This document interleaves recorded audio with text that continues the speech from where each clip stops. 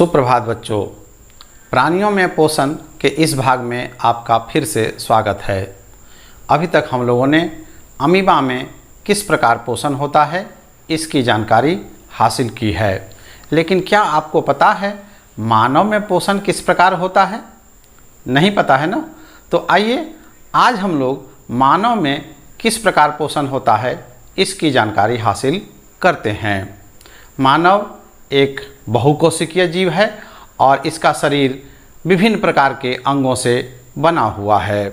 चूँकि इसका शरीर विभिन्न प्रकार के अंगों से बना हुआ है, अतः इसमें पोषण के लिए अंगों का एक समूह है जिसे हम पाचन तंत्र कहते हैं। अंग्रेजी में इसे डाइजेस्टिव सिस्टम कहा जाता है। पाचन तंत्र में कौन कौन से अंग हैं और ये किस प्रकार कार्य करते हैं और कौन कौन से पोषक तत्व भोजन में लेते हैं और किस प्रकार पाचन करते हैं इसकी जानकारी आज हासिल करते हैं।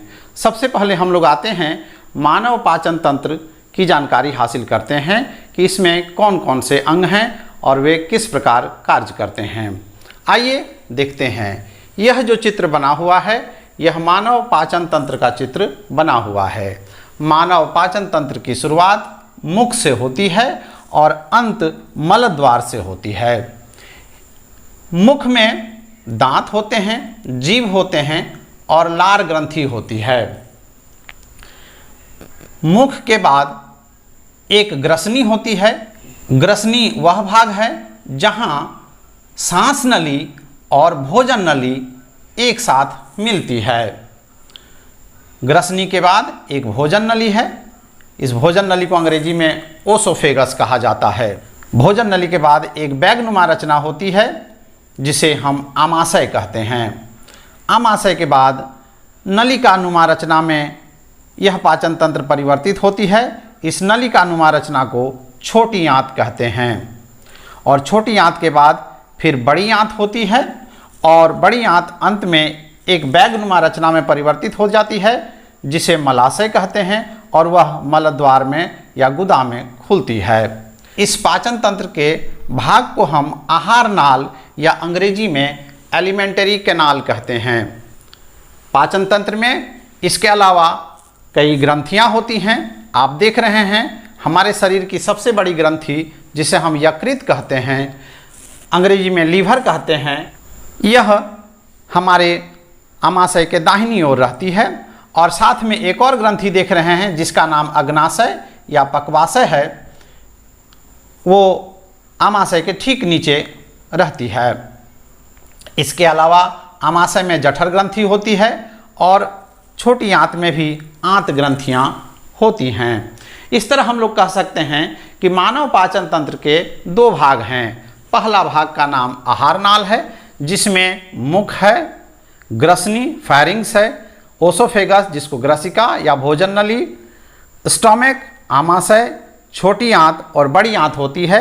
साथ में डाइजेस्टिव ग्लैंड या पाचन ग्रंथियां होती हैं।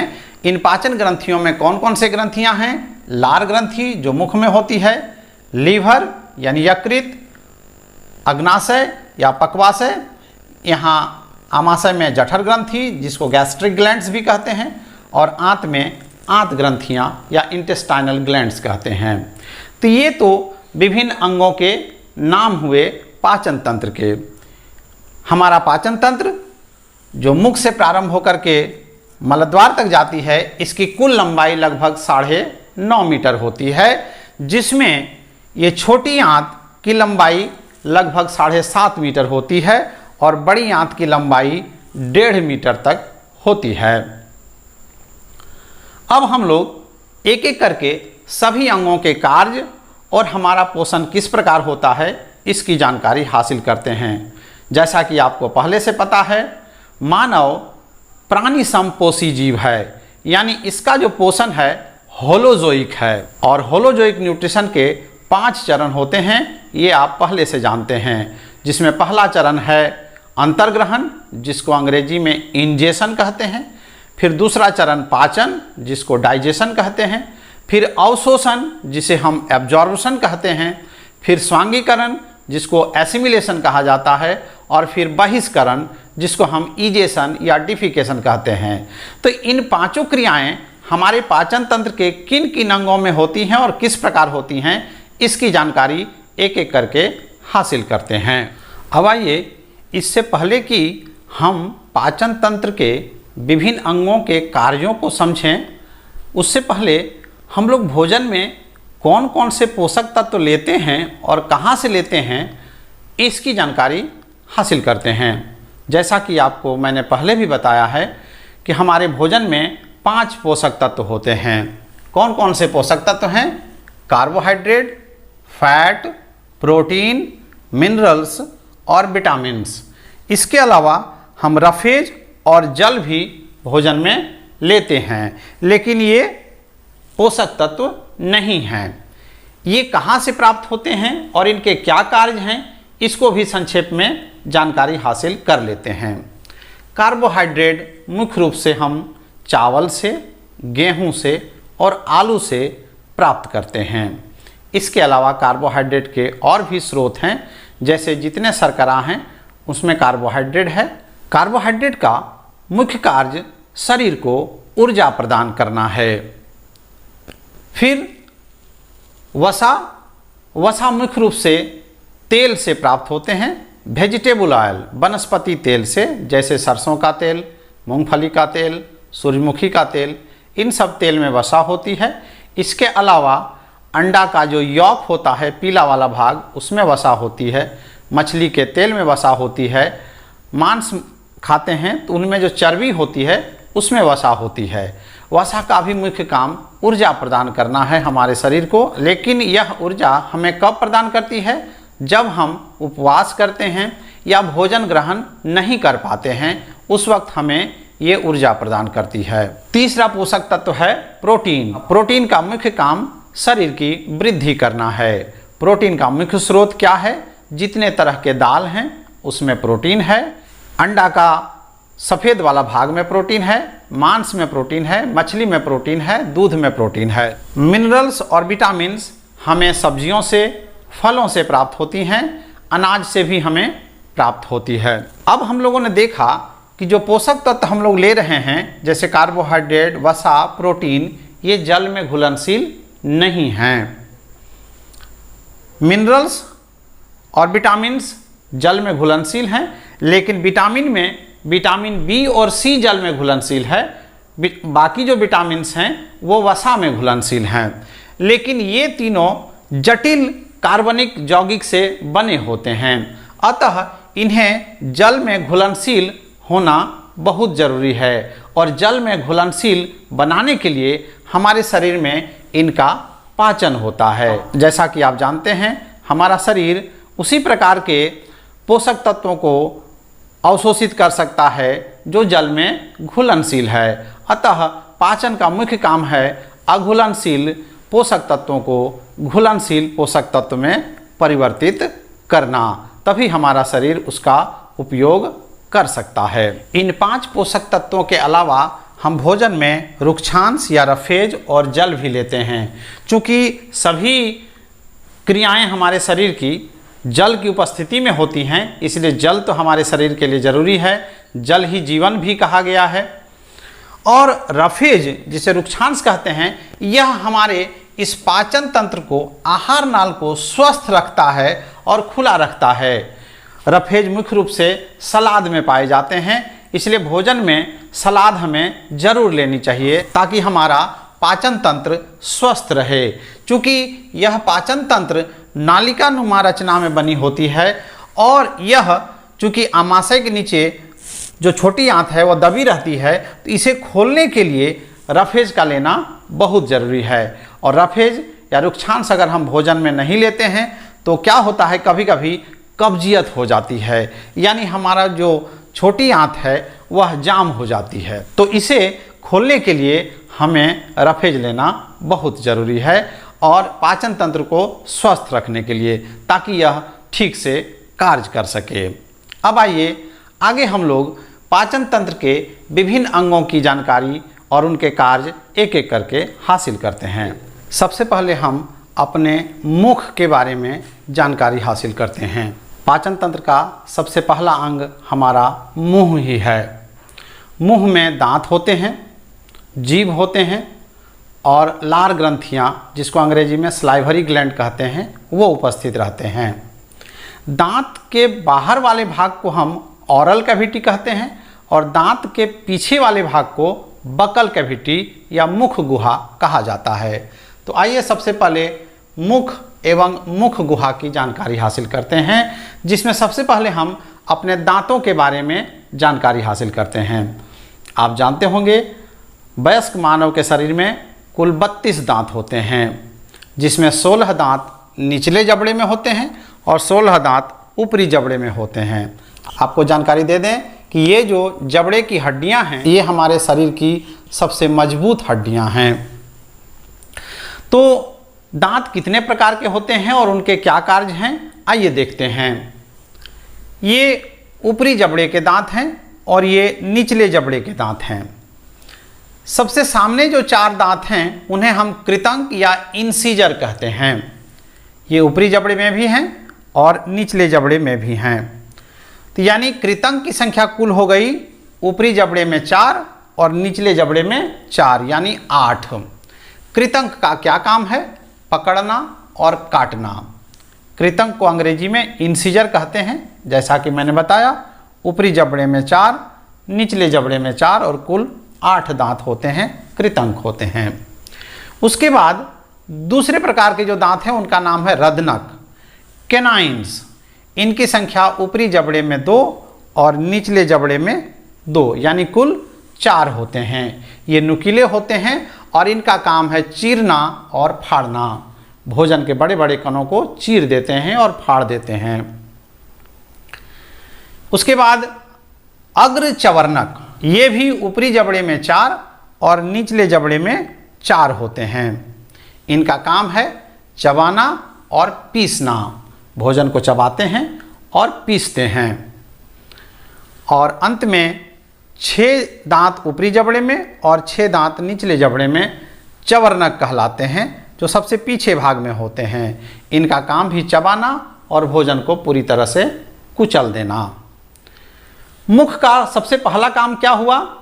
भोजन का अंतर्ग्रहण, यानी भोजन को हम लोग खाते हैं मुख के माध्यम से। मुंह में भोजन को डालते हैं और अंतर्ग्रहण या इंजेशन की क्रिया पूरी होती है।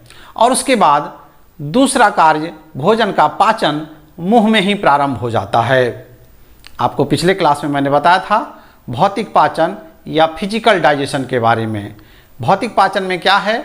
भोजन के बड़े बड़े जो कण हैं उनको छोटे छोटे टुकड़े में बदल दिए जाते हैं और यह कार्य हमारे दांतों द्वारा किया जाता है। दांत हमारे जीवन में 2 बार आते हैं।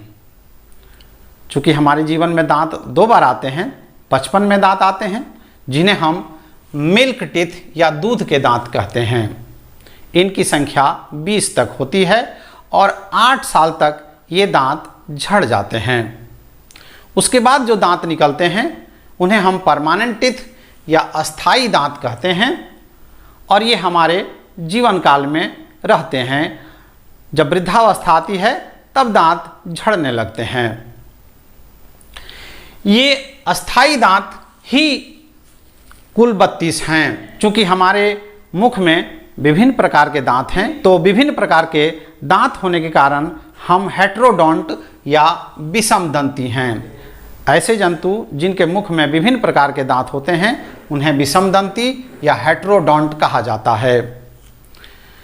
चूँकि हमारे जीवन में दांत 2 बार आते हैं, अतः हम द्विदंती हैं या डायफायोडोंट हैं। दांत चूँकि महत्वपूर्ण हैं, भोजन के भौतिक पाचन यही करते हैं। यदि भोजन के कणों को छोटे छोटे टुकड़ों में नहीं बदल दिया जाता है तो भोजन का रासायनिक पाचन जो आगे होगा वह सही ढंग से नहीं होगा और भोजन के पोषक तत्वों से जो लाभ हमें मिलती है वह हमें प्राप्त नहीं होगी। अतः भोजन को छोटे छोटे टुकड़ों में बदलना बहुत ज़रूरी है। अतः हमें कहा जाता है कि भोजन को अच्छी तरह से चबा करके खाना चाहिए, ताकि जो पाचक रस भोजन में मिलेंगे अच्छी तरह से भोजन का पाचन करेंगे और हमारा शरीर उस भोजन को अच्छी तरह से अवशोषित कर सकता है। तो दांतों की सुरक्षा हमें करनी चाहिए। भोजन करने के बाद हमें मुंह अच्छी तरह से धोना चाहिए। कभी कभी क्या होता है कि भोजन के कण दांतों के बीच में फंसे रह जाते हैं, तो जो भोजन के कण दांतों के बीच में रह जाते हैं उन्हें हमें निकाल देना चाहिए। यदि हम नहीं निकालते हैं तो जीवाणु उन भोजन के कणों को अम्ल में बदल देते हैं और अम्ल हमारे दांतों को नुकसान पहुंचाता है। चूँकि हमारा दांत कैल्शियम का बना होता है तो अम्ल कैल्शियम से प्रतिक्रिया करता है और दांतों को नुकसान पहुंचाने लगता है, जिसे हम दंत क्षय या टूथ डिके कहते हैं। भोजन के कण हमेशा इस तरह से दांतों के बीच में अगर फंसे रह जाते हैं तो धीरे धीरे दांतों के ऊपर एक पीले रंग की परत जम जाती है, जिसे हम डेंटल प्लाक कहते हैं। और डेंटल प्लाक हो जाने पर दांतों का रंग खराब हो जाता है, दिखने में भी अच्छा नहीं लगता है। अतः हमें दांत अच्छी तरह साफ करना चाहिए और ये डेंटल प्लाक दांतों के क्षय के दर को और बढ़ा देता है। अतः हमें दांतों की सुरक्षा अच्छी तरह से करनी चाहिए। सुबह शाम कम से कम 2 बार ब्रश करना चाहिए और साथ ही भोजन करने के बाद मुंह अच्छी तरह से धोना चाहिए। अब आइए मुख में उपस्थित अन्य अंगों की जानकारी हासिल करते हैं। सबसे पहले आते हैं जीभ। जीभ एक मांसल पेशीय अंग है जो मुख गुहा के धरातल पर जुड़ी होती है, लेकिन इसका अग्रभाग स्वतंत्र होता है और वह किसी भी तरह घूम सकती है। जीभ का क्या काम है? जीभ मुख्य रूप से हमें भोजन में क्या स्वाद है वह देती है तथा भोजन और लार का मिश्रण करती है। साथ ही भोजन में कुछ अवांछित पदार्थ मुंह में चले जाते हैं जैसे कंकड़, तो जीभ उसे अलग कर देती है। जीभ के किन किन भागों में किस प्रकार का स्वाद प्राप्त होता है, आइए देखते हैं। जीभ का जो अग्रभाग है वह हमें मीठापन का स्वाद देती है, फिर इस भाग से नमकीन स्वाद प्राप्त होता है, उसके आगे के भाग से खट्टापन का स्वाद मिलता है तथा पिछले भाग से तीखापन का स्वाद हमें प्राप्त होता है। मुख में जो ग्रंथि है उसे लार ग्रंथि कहते हैं। यह 3 जोड़ी होती है। लार ग्रंथि से लार निकलती है। लार में एंजाइम होते हैं, उस एंजाइम का नाम एमाइलेज है, इसको टाइलिन भी कहते हैं। एमाइलेज का काम भोजन में जो स्टार्च है, स्टार्च यानी कार्बोहाइड्रेट का जो रूप है, स्टार्च को माल्टोज यानी शर्करा में बदल देती है। इसीलिए यदि हम रोटी को कुछ देर तक चबाते रह जाते हैं तो कुछ देर बाद हमें उसका स्वाद मीठा लगने लगता है। कारण यह है कि रोटी में जो स्टार्च है वह माल्टोज यानी शर्करा में बदल जाती है।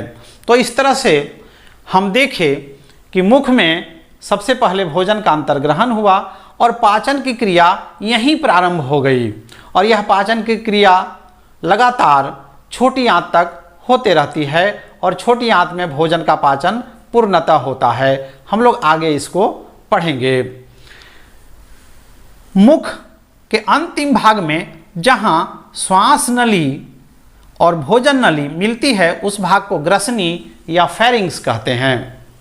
यहाँ पर एक इपिग्लॉटिस है। इपिग्लॉटिस जब हम भोजन को निगलते हैं, इपिग्लॉटिस इस श्वास नली को बंद कर देती है ताकि भोजन के कण श्वास नली में न जा सकें।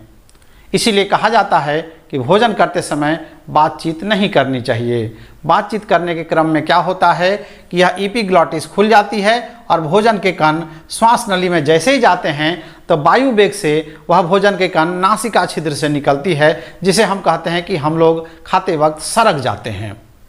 तो भोजन करते वक्त हमें बातचीत नहीं करनी चाहिए, क्योंकि जब हम भोजन को निगलते हैं तब यह इपिग्लॉटिस श्वास नली को बंद करती है और भोजन नली में चली जाती है और जैसे ही भोजन नली में जाती है फिर यह इपिग्लॉटिस खुल जाती है।